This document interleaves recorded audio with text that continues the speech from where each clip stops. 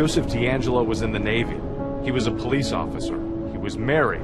He was like a Hannibal Lecter, highly intelligent, highly sadistic, master manipulator. His first rape attack that we know of, he was 30 years old. This was a man who was clearly living a double life.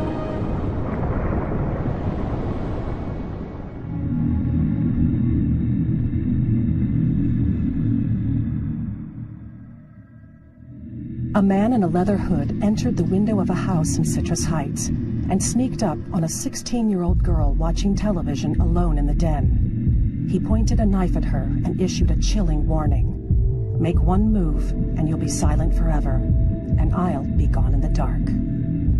Crime after crime, it was that same terrifying MO. I saw a flashlight shining down the hall, and I thought, now that's odd. The leather gloves are really remembered because they made kind of a sound, you know, when they moved. He started ripping sheets or towels, I'm not sure, but it was very methodical and it was very slow. It was a time when a vast area was terrified of one evil being.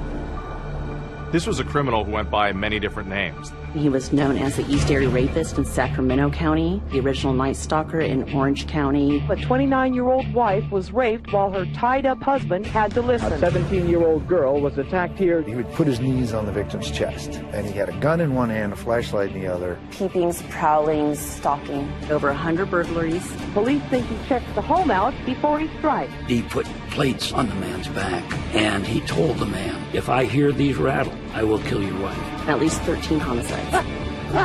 This is a sustained campaign of cruelty and viciousness that lasted for decades. Welcome to Crime Scene, a podcast that examines real-life crimes. I'm Michelle McNamara of TrueCrimeDiary.com. Michelle McNamara was a true crime blogger. She was a writer and producer. She was a citizen detective and a true crime writer. Very much being a mom during the day, very much writing about true crime at night. Working on some cases. On a case that dug its into her. What turned out was terror. East Area original Night Stalker, California's most prolific offender. He murdered in the Zodiac, but had name recognition because he moved communities. His crimes spent years. About it is and such a boogeyman. Michelle about this case. The thing that bothers our mind is that we know about it. It was one of the most serial killers in history. Nobody knows about him. Summer 1976 is the bicentennial. Happy Vernon Shirley. In days, was You felt safe. The crime were going up. But in Sacramento, considered a case in the 70s. You could bike now. First would just stay home before dark. People didn't lock doors, they left their windows. If people would shelter. Everything changed in the summer of 1966. heard in Cordova. The lady woke standing in the blanket tighter and sexually assaulted. This is the most known sexual assault attributed to the man East Area rape. Nobody knew about the first, except the first, third, fourth. In this first Sacramento, didn't know on. They didn't in the paper. The press had not yet covered because Sacramento's department asked to. Reason that if you put it in there, the suspect's going to know that you're looking for him. At the time the rape started happening in Sacramento Sheriff's Department didn't have a specialized sexual assault unit. Just whoever had a free caseload, that could take on another case. And so I did not become involved with these cases until rape number 5 when it was Jane Carson.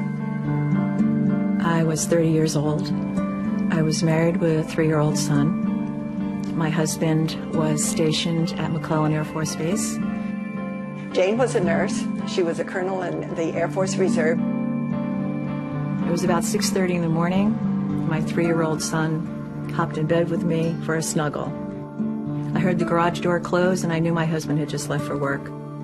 I saw a flashlight shining down the hall, and I thought, now that's odd, and I screamed out to my husband, "What have you forgotten?" And there was no answer. Then the rapist, all dressed in ski mask and dark clothes, shining a flashlight at her. He told us with clenched teeth, "Shut up, or I'll kill you." He tells her to turn over, and he's going to tie her up. He gags us, both of us. He blindfolds us, and he ties us up with shoelaces, very tight. His next move was to move my son. I was already scared to death, but this is where the fear really took place. All she's thinking about is the life of her little boy and saving him. After the rape was over, praise the Lord, he moved my son back next to me. I could feel his body, and then I was relieved. So we hobbled around to the front fence, screamed for a neighbor. She called the police. And then Carol Daly, the female detective, showed up. And I call her my angel. One of my great heroes of this story is Carol Daly. She was an investigator for the Sheriff Department in Sacramento. She was asked to go out and interview the victims. Maybe something that the man said, or something that he did to you, or something that you recall hearing. Through that process, she was able to glean a lot of information, like what he would say to his victims. And sometimes he would call out a name. In one of the cases, the victim said that she heard him crying and saying Bonnie. For years, detectives didn't know what to make of this name. Who's Bonnie? Bonnie was not a victim, but a mystery woman at the center of the case. Bonnie was the girlfriend and then fiance of Joseph DeAngelo. One of the first women to get a real glimpse of the psychopathy behind Joe DeAngelo was Bonnie Caldwell.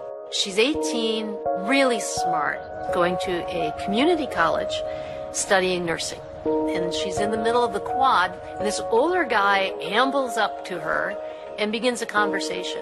Bonnie talked about her relationship with Joe DeAngelo in the HBO docuseries I'll Be Gone in the Dark. He was very gregarious, outgoing to all my friends.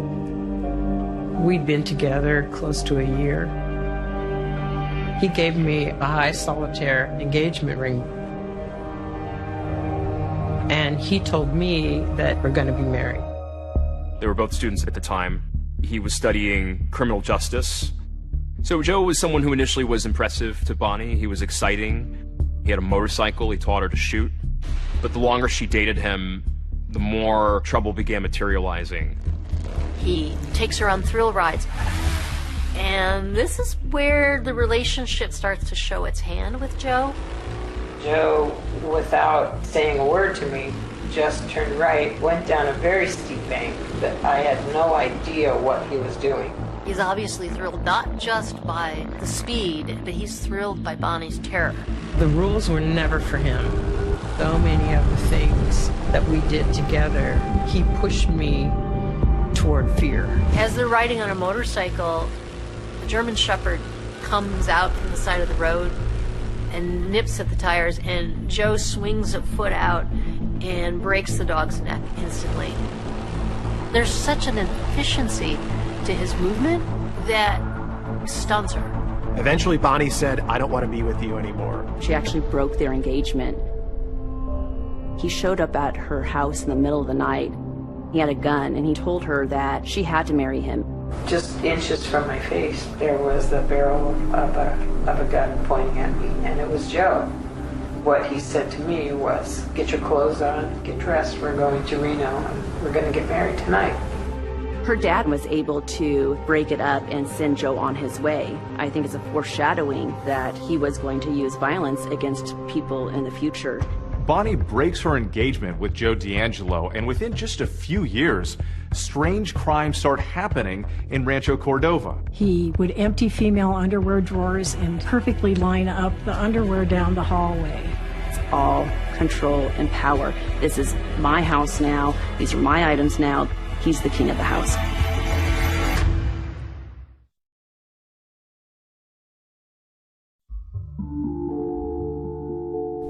Every obsession needs a room of its own. Mine was strewn with coloring paper on which I'd scribbled down California penal codes in crayon. It was around midnight on July 3rd, 2012, when I opened a document I'd compiled listing all the unique items he'd stolen over the years. He would take mementos, almost like they were trophies from inside the home. He would steal rings with engravings on them. He stole driver's license, he stole photos from albums. There is a fantasy component about these crimes. I still have a part of you. I have your jewelry, I have your driver's license, I have, something that means something to you. And now I own it. He was a serial rapist known as the Ear, attacking women and girls. First in East Sacramento County. This place meant something to him. He attacked here first and kept coming back. Was it home? Some of the investigators, especially the ones who worked the case in the beginning, think so. We were always trying to figure out why victims were chosen and why the locations were chosen. For Joe DeAngelo, this was his home, right in his own backyard. He lived in 3 or 4 houses in this exact same area where many of the rapes were committed. He grew up in Rancho Cordova. He was familiar with the playgrounds, the schools, the empty lots. This is the home of the first documented rape that occurred in Sacramento County. He was very agile. He could jump over fences. He knew which way to go from whatever neighborhood he was in. He knew that the best way to get in and out. He knew this area like the back of his hand. He grew up there.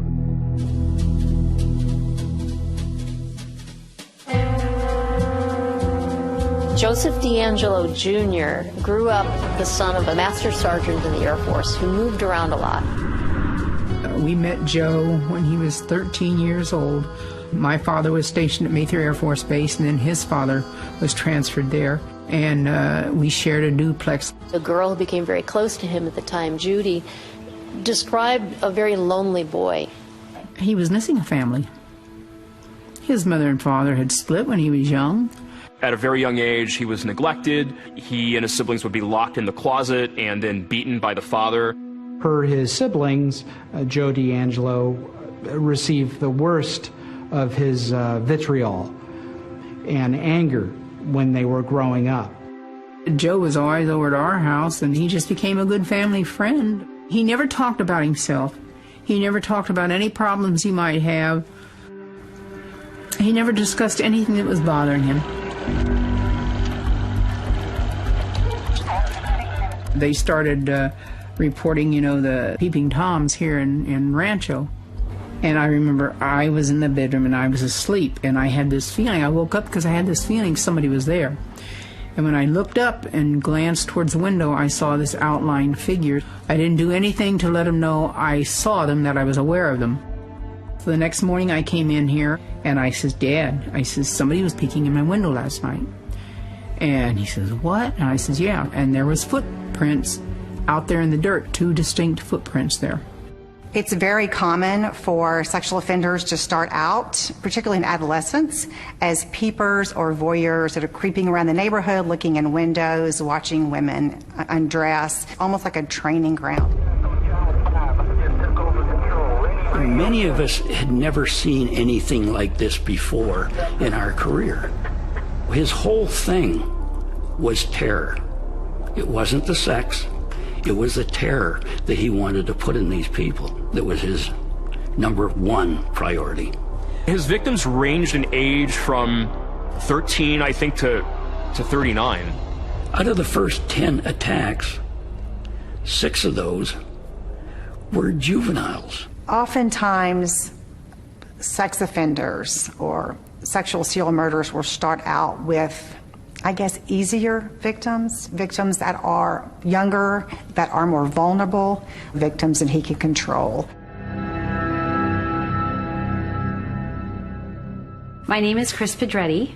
I was 15. I was a kid, just a normal kid, cartwheels in the front yard, and really not a care in the world.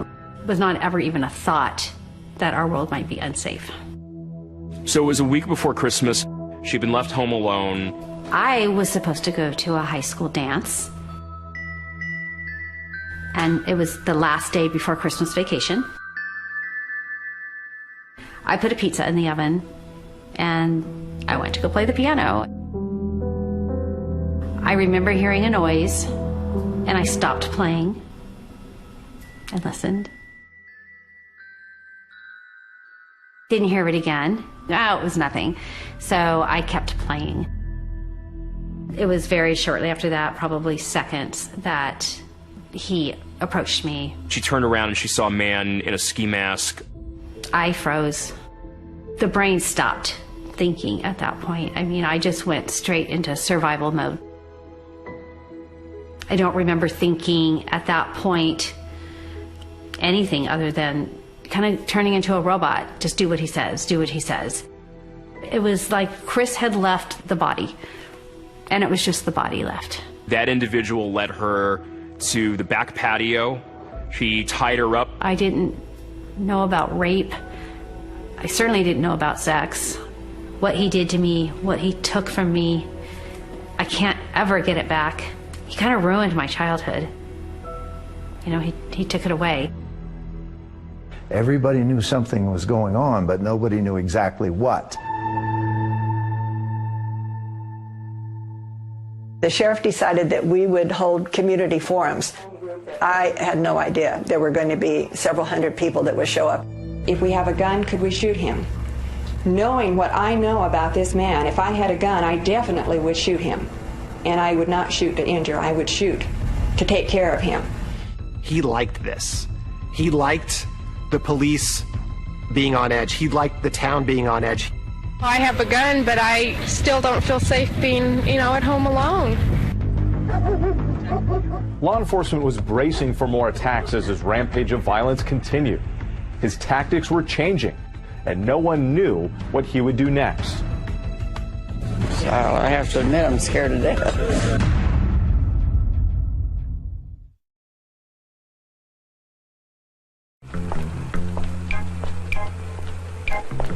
The young girl made one bad move after another. Her attitude was much too inviting. She should never have stopped to window shop at night.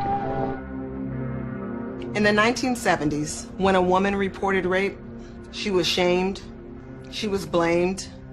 Often she was ostracized by her own community. Rape cases really weren't considered serious. They were misdemeanor. You had to make an arrest within a year, or else they were not prosecuted. Even if an arrest was made, the defense was always it was the victim's fault. Rape was such a prevalent crime back in those days that there were multiple serial rapists operating in California.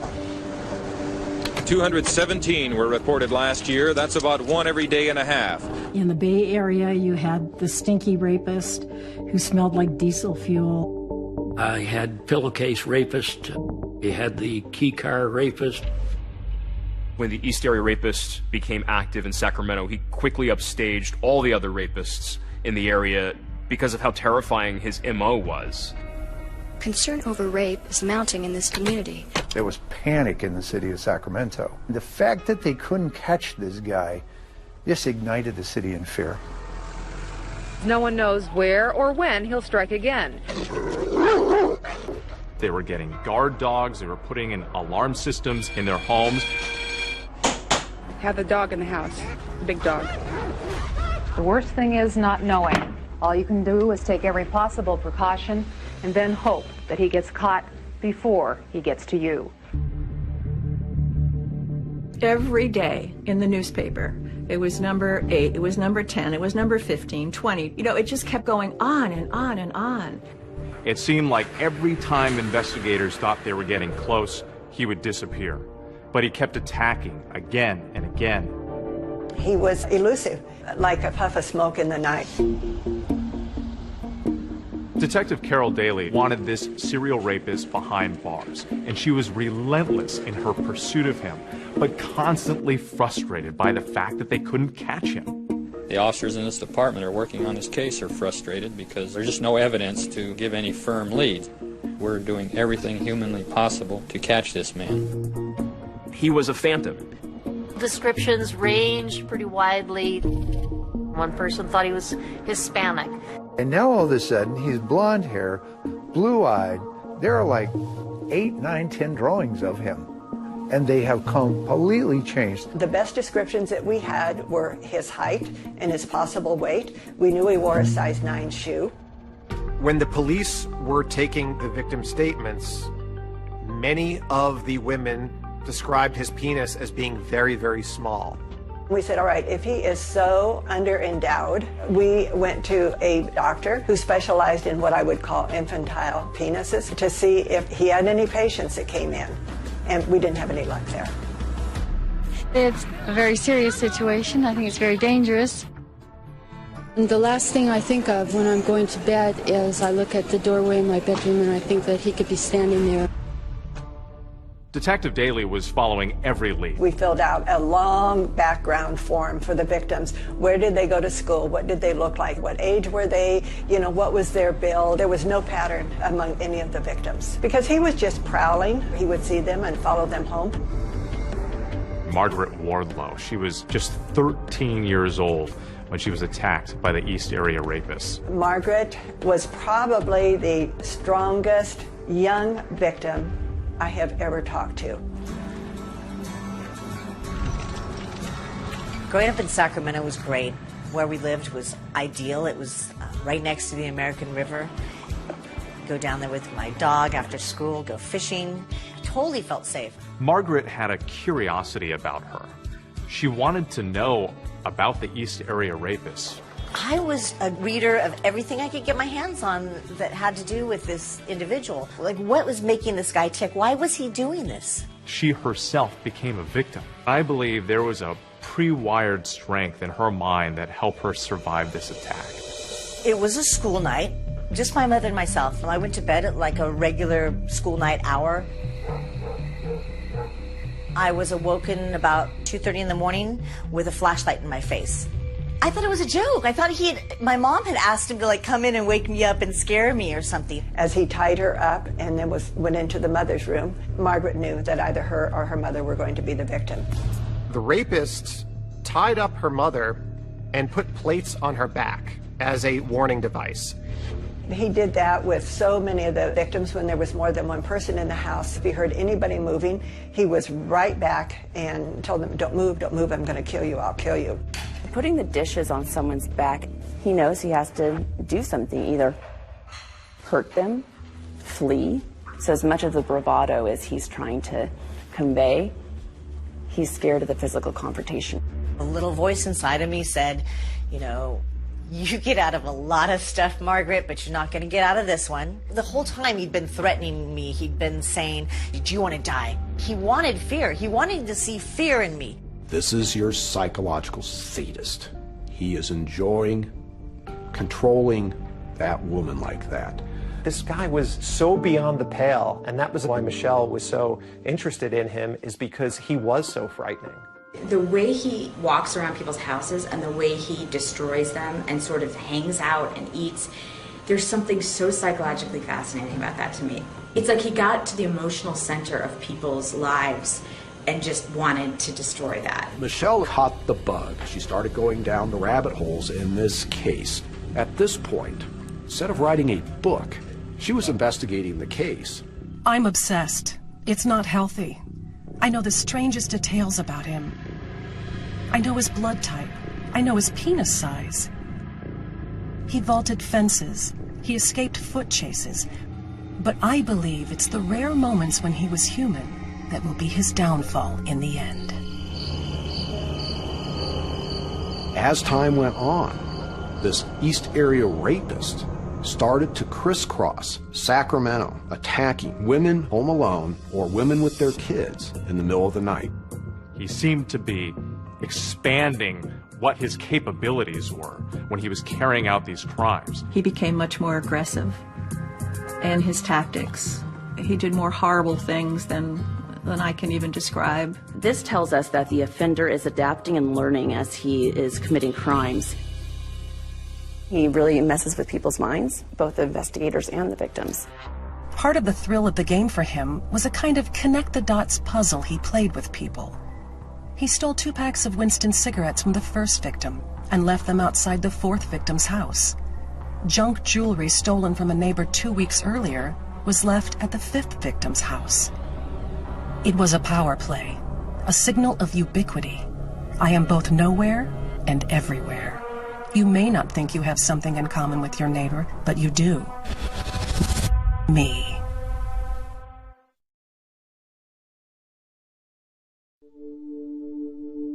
Michelle started as a blogger talking about cases that no one else was paying attention to and trying to get people motivated to look at those cases. The case dragged me under quickly. Curiosity turned to clawing hunger.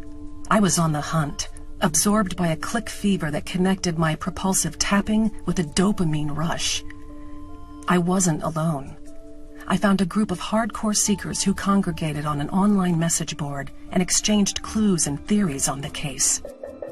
Citizen sleuths, they are ordinary people that go to work, they go home, they put their kids to bed, and then they go on the computer. And they spend hours and hours trying to solve certain crimes.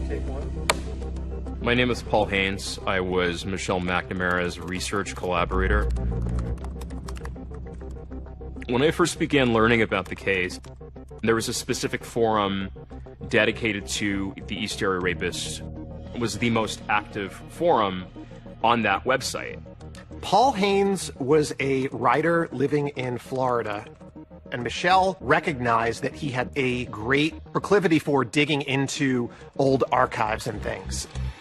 It was a case that a lot of citizen detectives got into because there were so many clues. Earons wasn't a supervillain.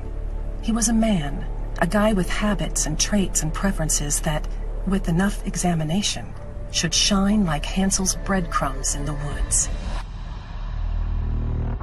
My name is Kay Gilbraith, and I call myself a researcher. I started seeing patterns emerging to me where I became convinced it was solvable, because all of the crimes had common bonds. He was leaving ligatures at the scene with this particular knot. He would eat food out of the victims' refrigerators.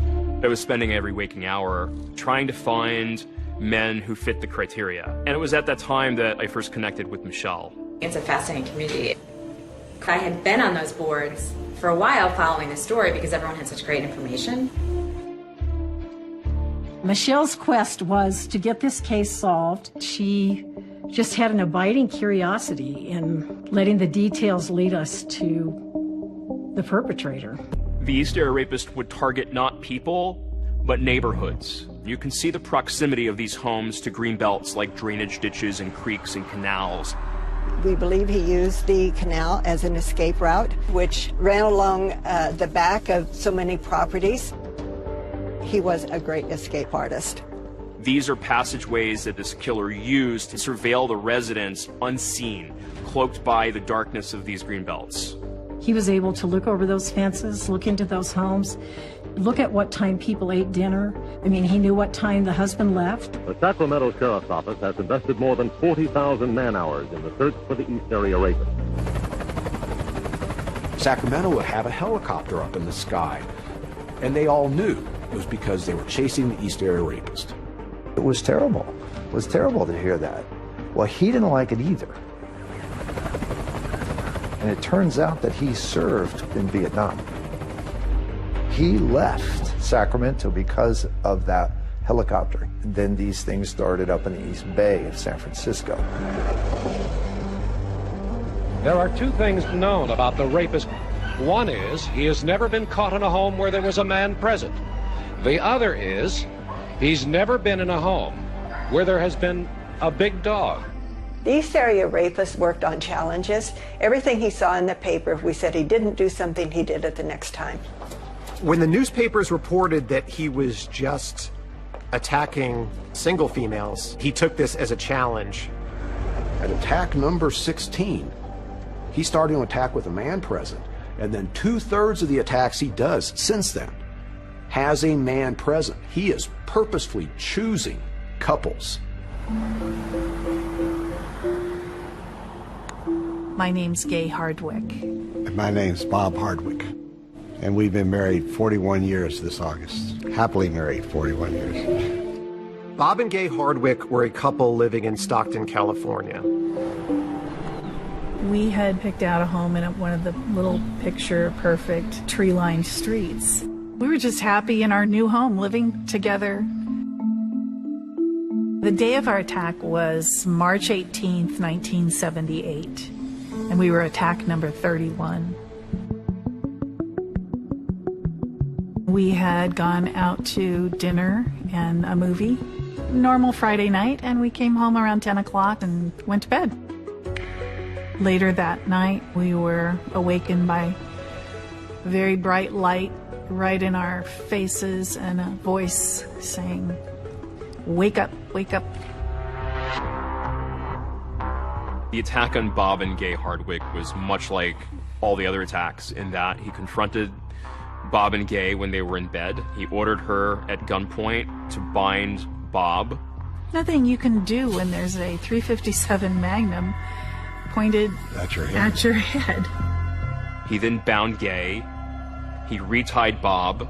Turns him over, puts the plates on his back as a warning device. Things would go silent for a period of time. And then as soon as they moved, he was right in their face. "Move and I'll kill you." Ultimately, he moved Gay into the living room where he sexually assaulted her. You're convinced at that moment that this is not a full human being that you're dealing with.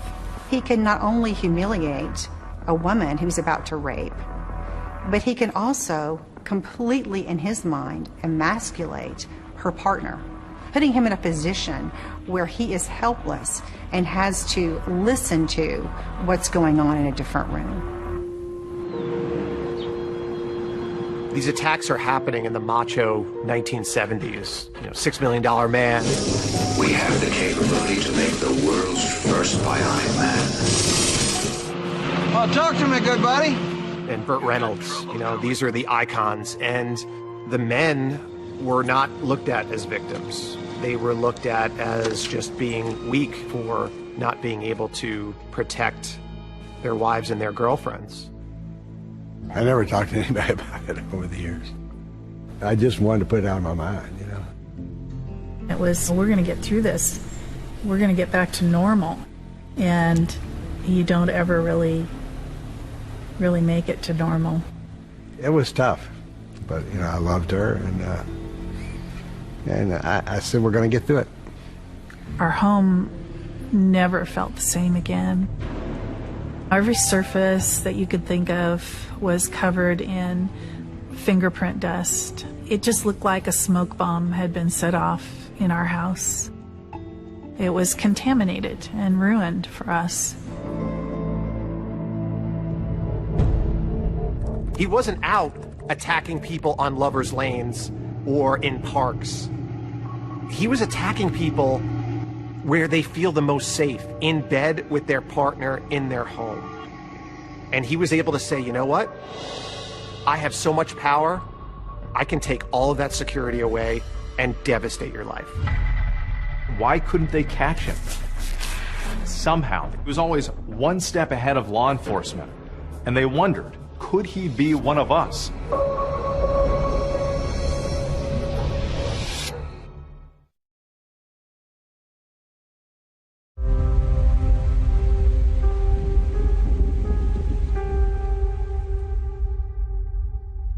After the East Area Rapist would terrorize these women, sometimes he would call them and taunt them. Hello? Hello?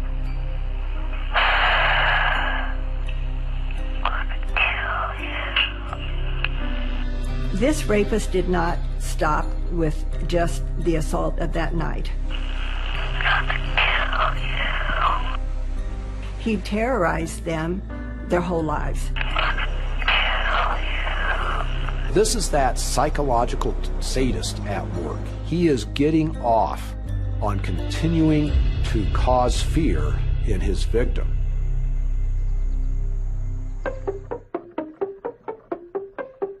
I'm Michelle McNamara of TrueCrimeDiary.com. Larry Crompton is a retired lieutenant for the Contra Costa Sheriff's Department. He worked on the rapist task force in the 70s. How optimistic are you that he may be caught one day? Very, very optimistic. I had worked many crimes while I was on the department, but none of them were really like this. I knew what these people went through, and I knew what the family was going through. I couldn't let it go. And for many years, it was me. What did I miss? What did I do wrong? Why didn't I catch him? Helicopters, roadblocks, citizen patrols taking down plate numbers, hypnotists, psychics, nothing. You were scent and shoe impressions. Bloodhounds and detectives tracked both. They led away. They led nowhere.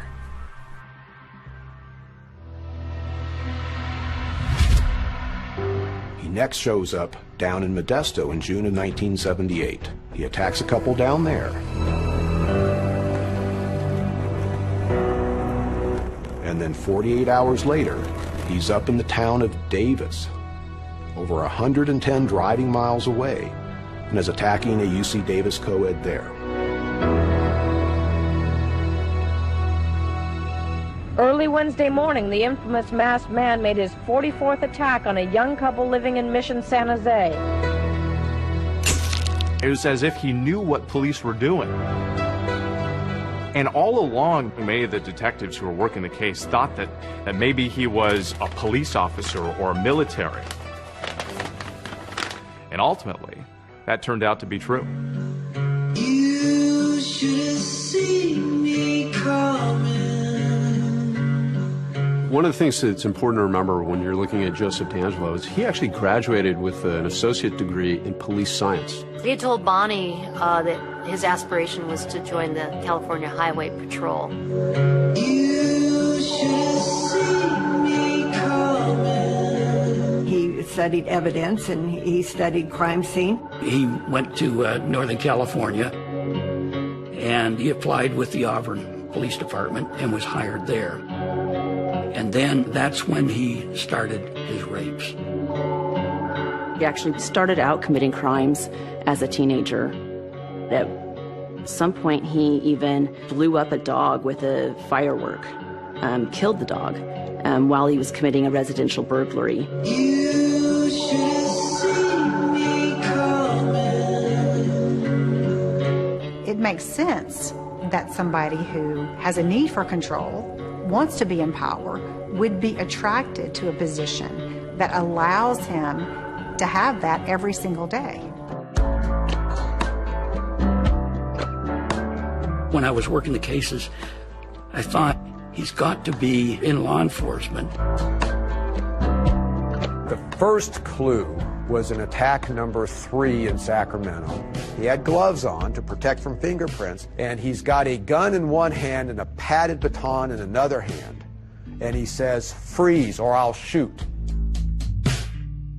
We felt so strongly that he could have a law enforcement background that we were looking at every officer in our department who fit the description of the height and the weight and the shoe size. Up to that point, he would sometimes take his clothes off during a sexual assault. Carol and I figured out how to fingerprint the human body. We found out that fingerprints stayed on the skin for really just a very short period of time, but there was an iodine technique that we could use to try to pull them off. Carol and I talked to the guy in charge and said, "Don't talk about this on the radio." They blasted it all over the place. Just a couple of days later, his gloves never came off. There's no question he knew what we were doing. The police have one last bit of advice, and that is don't panic, because that alters your judgment. And by the way, that advice goes out to anyone in the Bay Area, not just the people of Concord, because with this guy, the next rape could be anywhere. Michelle was a mother and she was a wife. And when she took this book on, this investigation became her life. It's really, the obsession is with the investigation. And she knew that when you look at cases out there, famous serial killer cases, they were caught with innocuous things. He was, first and foremost, it seems to me, a burglar, a cat burglar. I think Michelle felt that if she could find one of the items that had been stolen in any of those rapes or in any of those burglaries, she could trace that item back the way you would trace someone's ancestry to its original owner. And that would lead to the offender's identity. And in one case, this offender stole a pair of personalized monogrammed cufflinks. It was the initials NR. They were like a 1950s style. So Michelle took this and thought, if I could follow those pair of cufflinks, we might get closer to the answer. Then I saw it, a single image out of hundreds loading on my laptop screen. They were going for $8 at a vintage store in a small town in Oregon. My husband was on his side sleeping. I sat on the edge of the bed and stared at him until he opened his eyes. "I think I found him," I said.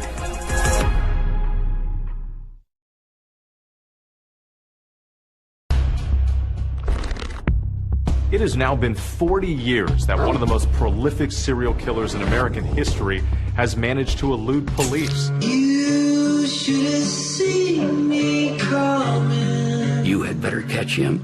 He is going to kill. He wants to kill. It was never enough to commit the horrible crimes. It always had to be, and let me do something more. We all want to think that we would recognize a serial killer based on how this person looks. I wonder if he was out stalking his next victim. I don't know. Because everything seems so normal.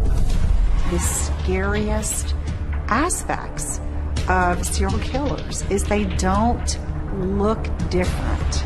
From the very beginning, I knew DNA was going to solve this case. Police had been sitting on this genetic fingerprint for 4 decades. Holy smokes, this is like the big break. He's been living there under everybody's noses. This is the Golden State Killer? I just want to tell you, buddy, to rot in hell.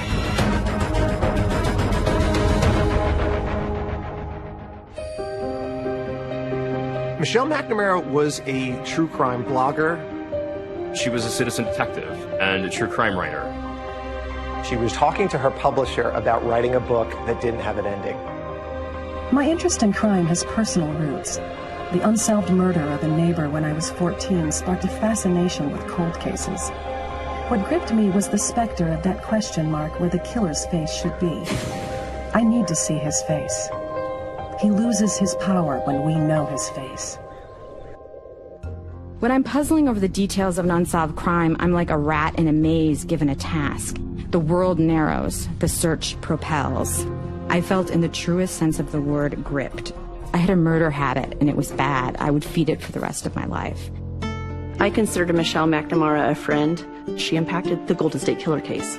One way we're able to keep on investigating the case is to have public interest, to have the online interest, and she helped push that. On a sleepless night last July, I Googled a description of a pair of cufflinks he stole. Then a jolt of recognition. There they were. I bought them immediately. The best thing to do, I knew, was to turn the cufflinks over to an authority on the killer. As soon as I saw those cufflinks, I thought, this is pretty astonishing. I photographed those and sent those to surviving victims because it was potentially a very good lead in the case. Unfortunately, the cufflinks didn't pan out. The victims looked at them and they weren't the cufflinks that were stolen. And she was devastated.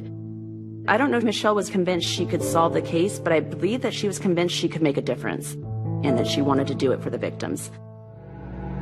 He forced the woman at knife point to tie up her boyfriend, then he tied her up and raped her. The East Area rapist has struck 40 times in the last 2.5 years, and he hasn't been caught yet. He started inflicting real physical pain on the victims, like punching, giving black eyes. One of the most sadistic things I think that he would do would be to say to them, I'm going to cut off a piece of your wife and bring it back to you. We knew that he was becoming more and more angry. As fear in the community intensified, Detective Carol Daly held regular public forums. One thing I want to emphasize, ladies, is for you not to be polite. If you are going to defend yourself, you injure him enough to incapacitate him in any way that you can. I started working with these cases, and I thought, if I can talk to one of the people that deal with these rapists, maybe I can get into the head of what I'm looking for. Vacaville Medical Center is where they have rapists that have been convicted. The men were asked what they thought was motivating the East Area rapists. The mere fact that he ties his victims up has to have them completely submissive. You can sense the conquest he had. You're not what you think you are, and you won't accept it, so you strike out to prove to them that you are, but in reality you aren't. And until you face that, you're going to keep on going and going. If I'm willing to kill you, the first move you make, you're going to be dead. The doctor told me, you had better catch him. He is going to kill. He wants to kill. He first becomes a burglar, and then he progresses to sexual assault, and then proceeds to escalate to murder. The East Area rapist disappeared from Northern California in July of 1979. He showed up in Santa Barbara in October of 79, and shortly thereafter, he starts killing. The Pacific Ocean was warming up, an inviting churn of white caps making its way toward soft sand and an endless line of 100-foot palm trees. Golden teenage boys with blank hair and effortless muscles headed for the water with their boards in a gait the locals called the Surfer Bounce. This was Santa Barbara's magic time. Dr. Offerman was an orthopedic surgeon. He had begun dating a psychologist named Alexandra Manning. On the morning of December 30th, 1979, some friends of Robert Offerman's had shown up at his condo for a tennis game. There was no answer at the door. I went in the sliding door and looked around the living room. On the floor, there were Christmas ornaments that had fallen off on the ground. Some balloons right by the sliding door, which I thought he would leave that there, so we knew something was wrong. So I took a right towards his bedroom, and that's when I saw Miss Manning on the bed. He was on the floor. Offerman and Manning both were shot and killed. It was the holidays. As authorities processed the crime scene, they stepped around a turkey carcass wrapped in cellophane that had been discarded on the patio. They concluded that at some point the killer had opened the refrigerator and helped himself to Dr. Offerman's leftover Christmas dinner. It was never enough to commit the horrible crimes. It always had to be, and let me do something more. Let me go into your refrigerator and eat your holiday meal. The level of depravity that this man had and the execution of it was despicable and shocking. Larry Crompton, who led the EAR task force in Contra Costa County, reached out to Santa Barbara investigators and told them, this sounds like the East Area rapist that we've been dealing with.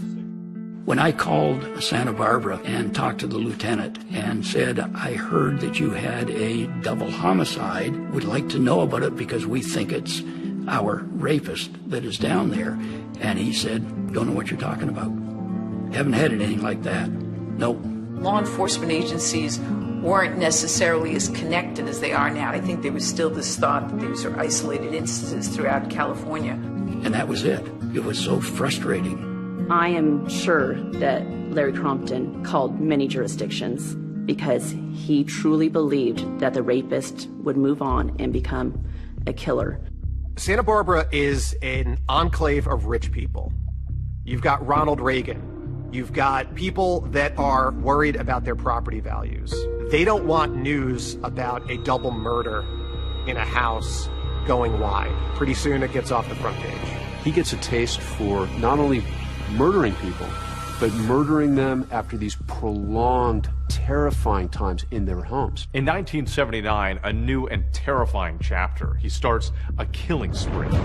2 double murders in Goleta, the 1 double murder in Ventura, the murder in Irvine, and the double murder in Dana Point. The rampage of violence was brutal and unstoppable. 4 horrible murders within a 6-block radius in a suburban middle-class neighborhood. We knew it was the same person, but we couldn't prove it. Profilers of that day said, I know of no one who does what this offender does. I thought once he started killing, there's no way he can stop, and he's going to continue to do it.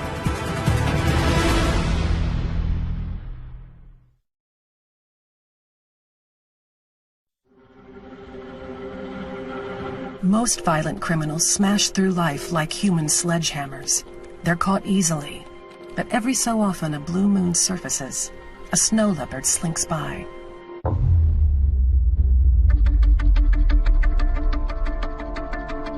After 1981, we don't have an attack for 5 years.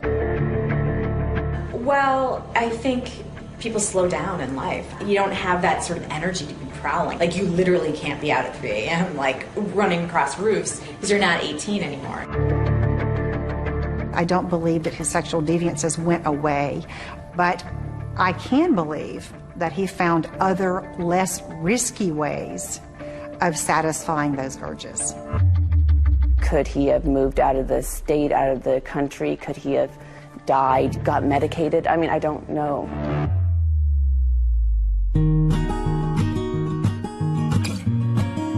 In 1981, Joe DeAngelo became a father. The first of his 3 daughters was born. The second of his 3 daughters was born in '86. And then his 3rd daughter was born in 1989. He had a wife who was a lawyer. He lived a middle-class existence. He sent all his girls through Montessori schools, and he would take them to their different sports events, the horseback riding, the roller skating. We all want to think that we would recognize a serial killer based on how this person looks. And yet, so often, this is somebody who's living in the community, who knows his neighbors, and I think that is one of the scariest aspects of serial killers, is they don't look different from other people. My sister and I, Melody, used to take turns going out and babysitting while Sharon was in school. And I didn't start thinking about it till after he was arrested. Because when they started showing all these dates, I'm going, oh my goodness. I wonder if he was out stalking his next victim. I don't know.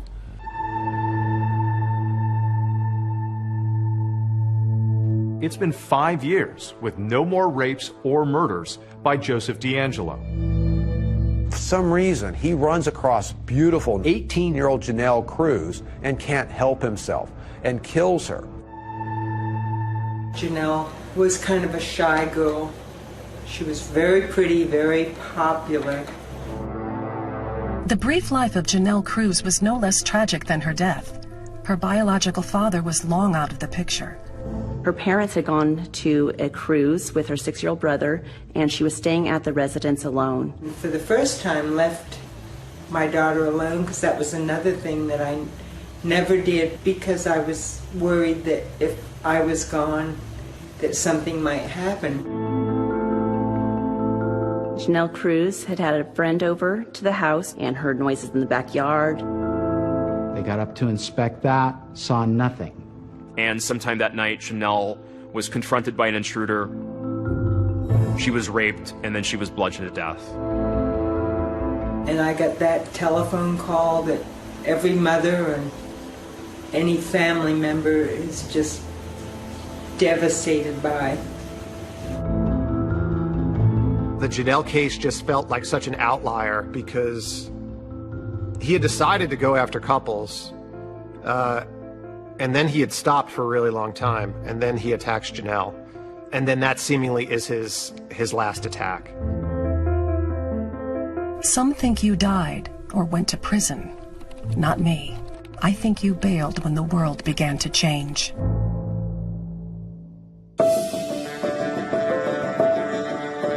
In the 1970s, there was no DNA. The investigators had evidence, but couldn't connect the crime scenes. They needed the science to catch up. DNA didn't enter the forensic landscape until about 1986, 1987. it would take 15 years for DNA to finally link the Northern California East Area Rapist series with the Southern California homicides, as all being done by one man. I was immediately on the phone to Larry Poole down at Orange County Sheriff's Office, and we're talking about, holy smokes, this is like the big break. But detectives still had no idea who he was. I got a little excited maybe in the first 18 to 24 months, but over the years I chronicled and logged over 8,700 suspects in the investigation. After 5 years, we got no match, and after 10 years, we got no match, and we just were not getting a hit. When people have asked whether it worries me that the killer may still be out there, I wave dismissively, pointing out that he'd be much older now. He can't hurt me, I say, not realizing that in every sleepless hour, in every minute spent hunting him and not cuddling my daughter, he already has. Michelle McNamara was a mom, married to actor Patton Oswalt, investigating this case and working on a book. Patton describes her as staying awake at all hours of the night, would not put down her computer, would not put away the files. At the same time, struggling with her writing and publication deadlines, and she began self-medicating. I actually see her as being his final victim.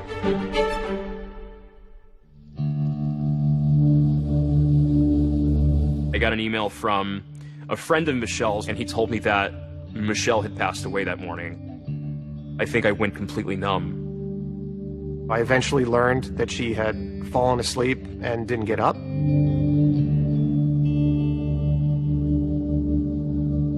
According to the medical examiner's report, Michelle died from a combination of fentanyl, Xanax, and I believe Adderall. And that's when the magnitude of her loss hit me. I immediately thought, what can I do? I can help finish this book.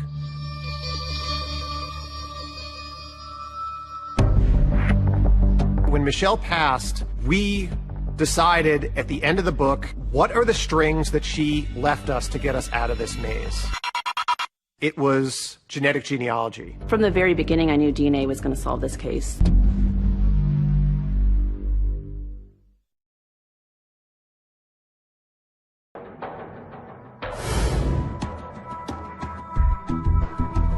Thousands of pieces of a jigsaw puzzle, and only one person knew what it was supposed to look like.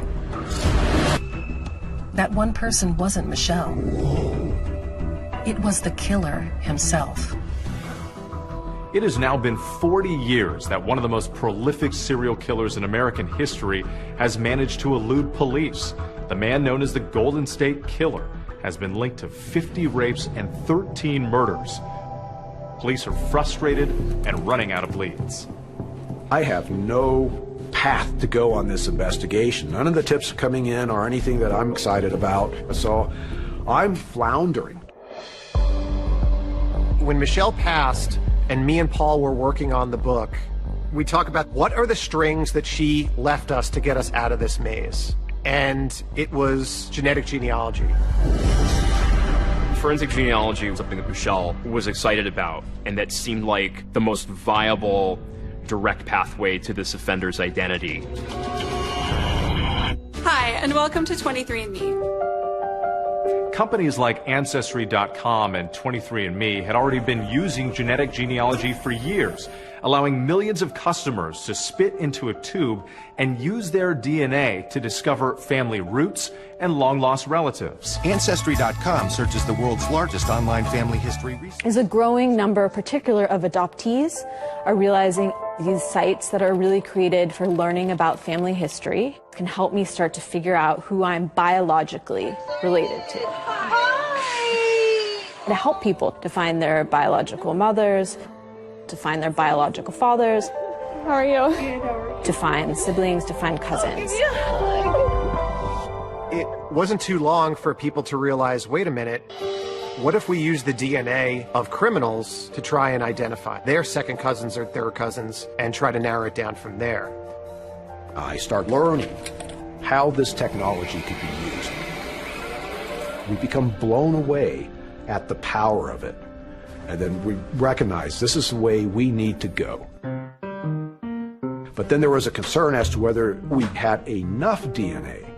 I had consumed all the East Area Rapist DNA, doing all the testing I had done over the years. And he found a pristine DNA sample going back to the 1980 murder of Lyman and Charlene Smith in Ventura County. A second sexual assault kit in the coroner's office that had never been opened. To my knowledge, there are no other medical examiners who make duplicate rape kits. In March of 1980, Lyman and Charlene Smith were found bludgeoned to death in their bed. It was a horrific scene that I will never forget. I'd arrive at the scene with my little suitcase, a tube rack, dry ice, and a microscope. I always made duplicate kits, and both kits were identical. That turned out to be a gold mine for us, because that second kit had sat in the coroner's possession for 38 years untouched. And so these swabs collected from Charlene Smith's body were pristine. Police had been sitting on this genetic fingerprint for 4 decades, waiting for the science to catch up. Genetic genealogy had only been used to solve a criminal case once before by a woman named Barbara Ray Venter. I've always liked puzzles. I used to love playing Clue when I was a kid. What I've discovered is that law enforcement are pretty big gossips. And so they were all sort of talking amongst each other. And apparently Paul was talking to the detective on the other case. And I was like, how did you do that? I called Barbara up and I explained, I'm working a case. It's an old case. I don't tell her what case it is. But could this be done to identify this unknown offender? So Paul Holes was able to take that DNA and convert it into a DNA profile, which is basically a number. And he used this no-frills genealogy website called GEDmatch. And I just uploaded the Golden State Killer's profile and allowed the GEDmatch servers to do their magic and produce the list of people that potentially shared some DNA with my offender. We were all logging in several times a day to see if the matches are there.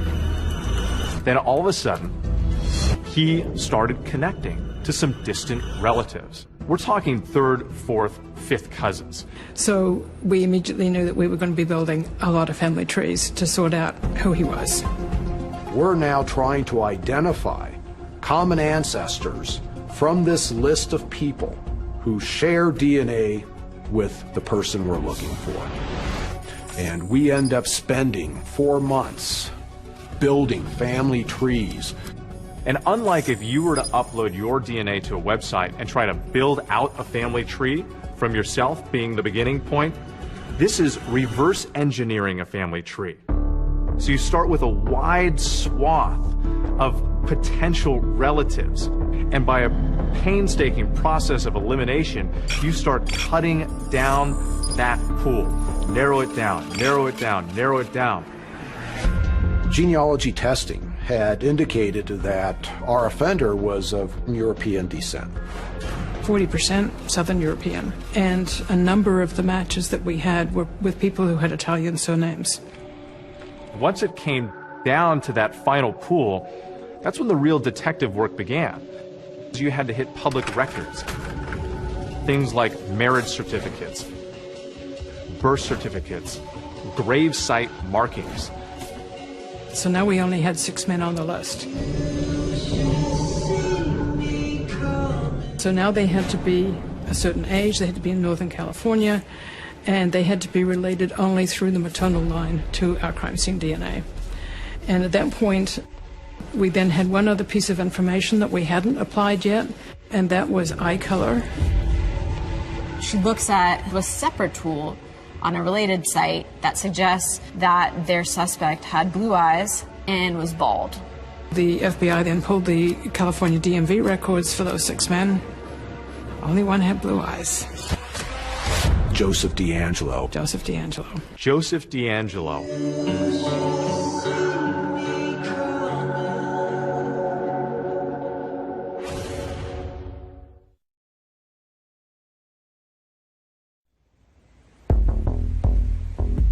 After 4 decades and countless hours of detective work, it's an emerging technology, genetic genealogy, that finally gives investigators their strongest lead yet, a name.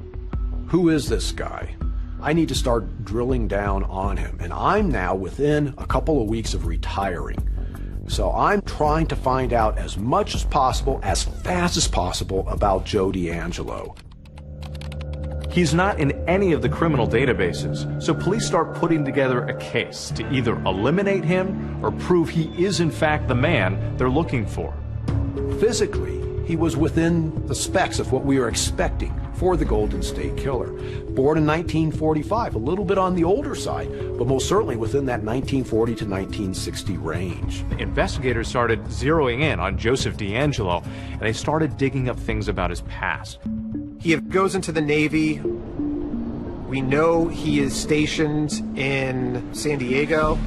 We know that he spent some time overseas. Joe DeAngelo returned to Sacramento, began working with the Auburn Police Department. He had a nickname on the department. It was Junk Food Joey. He would always have a Coke in his hand, a bag of chips, a candy bar.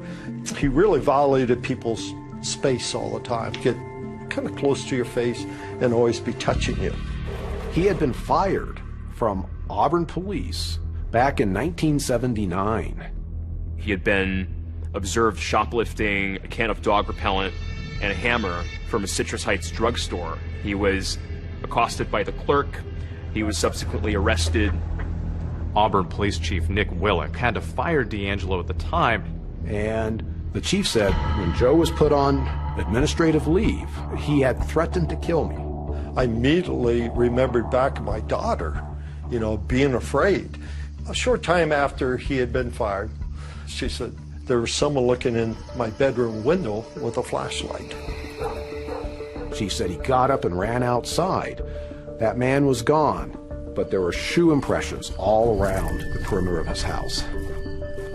But there's another huge piece of the puzzle they had been investigating in relation to possible suspects, and that piece also seemingly falls into place in DeAngelo's story, Bonnie.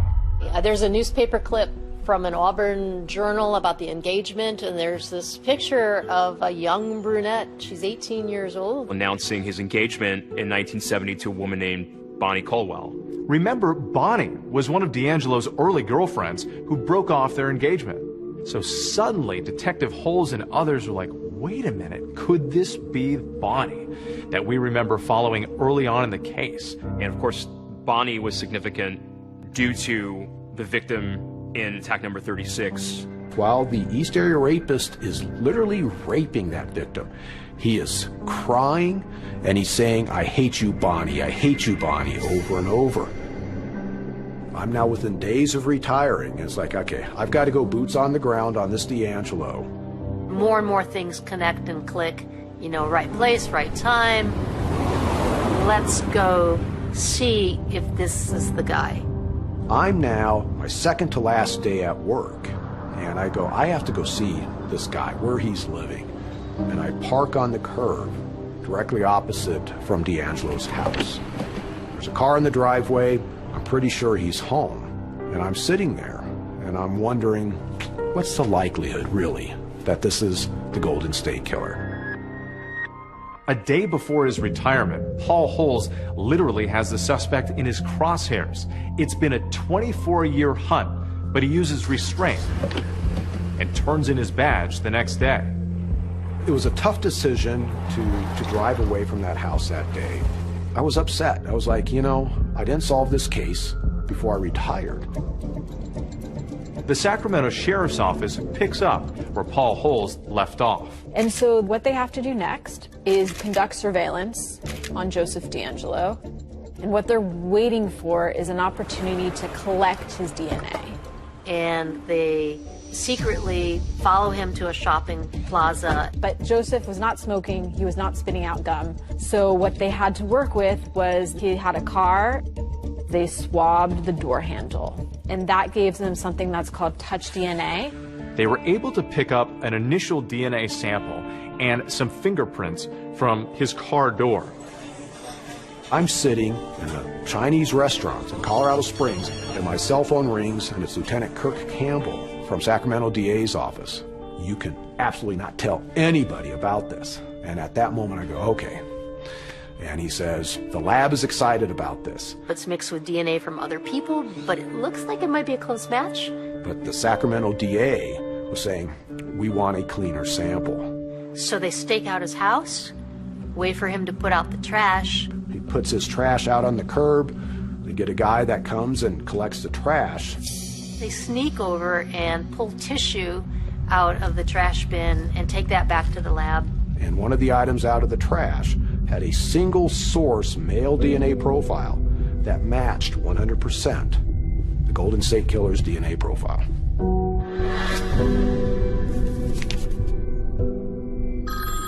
Get this call from my chief deputy. His first words are you sitting down? And I asked him a million times, and I'm like, you better not be messing with me. He goes, they're shaking, Anne-Marie. They're shaking at the crime lab. They got a match, but now they have to get the suspect into custody. So they call Paul Holes back to assist with the operation. There was concerns about how he would respond if this did not go smoothly. I can imagine they were prepared for every scenario. This is somebody who has been a sophisticated, a diverse, sadistic killer.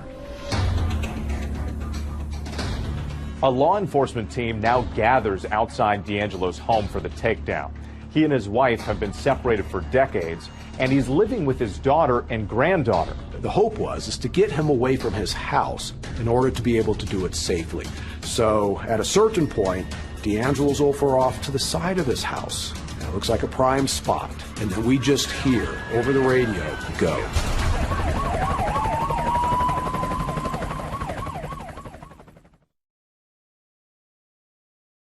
You can run on for a long time, run on for a long time.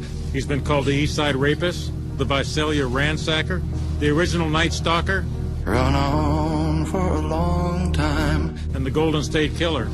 Today, it's our pleasure to call him Defendant. Sooner or later, God will cut you down. That bombshell arrest, that former police officer. 72-year-old Joseph James DeAngelo. He's been described as one of the most prolific serial killers that terrorized California for decades. Sooner or later, God will cut you down. The arrest of Joseph DeAngelo dropped like a bomb. All these years, hiding in plain sight. Oh my God, he's living in Sacramento? He's been living there under everybody's noses for all this time? It was stunning. It's a moment when you realize that 40 years of work by a lot of folks to bring some answers to some family members was becoming real. It's just unbelievable. After all these years, they got him.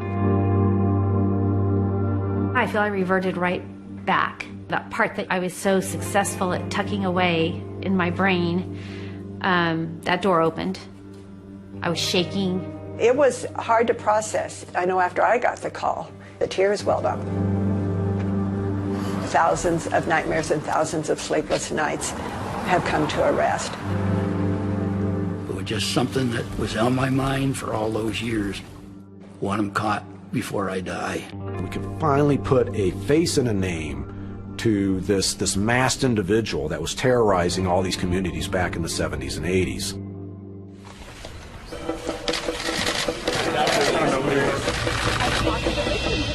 Joseph DeAngelo's first arraignment in court. Please make sure your cell phones are silent. Was a complete madhouse. It was a zoo. In the front rows were family members of victims and victims themselves. We were all super, super nervous. I start sobbing, and I couldn't stop.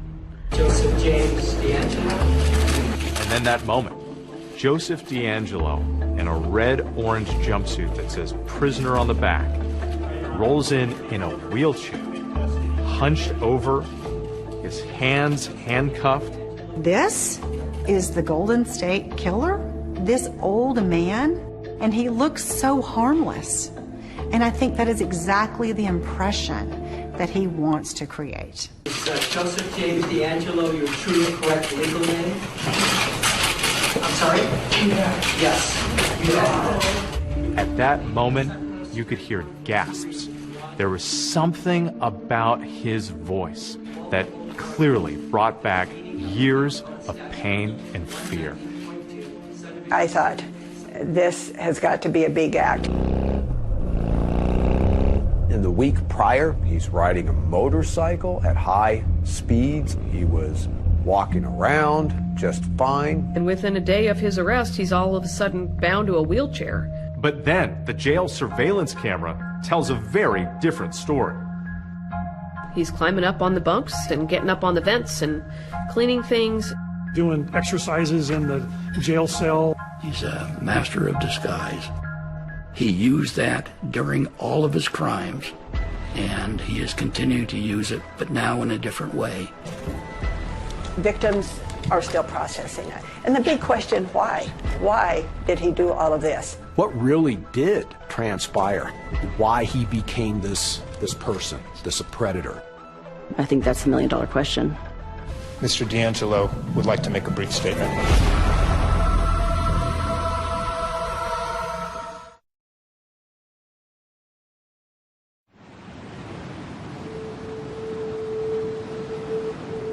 I'd like to get into his mind to talk to him and find out what brought him up to where he was.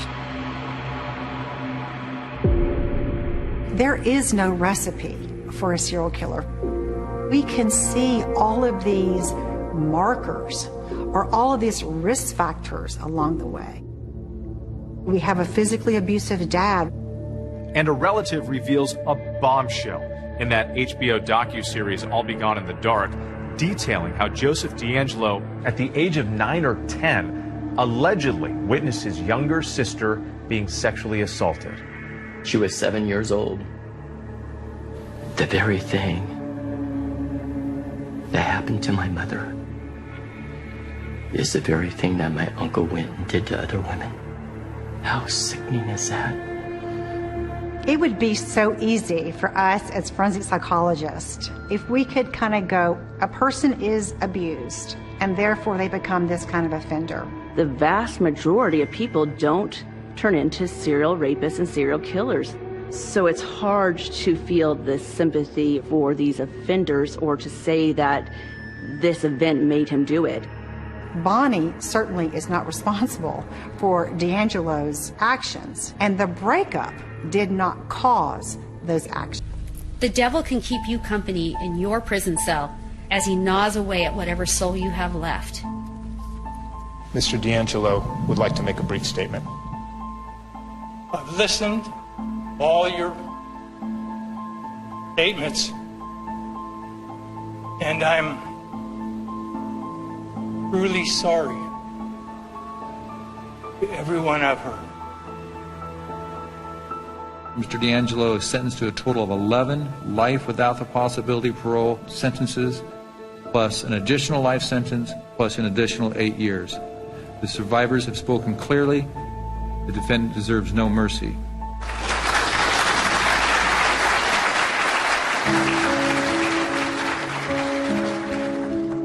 In the end, we may have lost a battle one night, but we've won the war of life.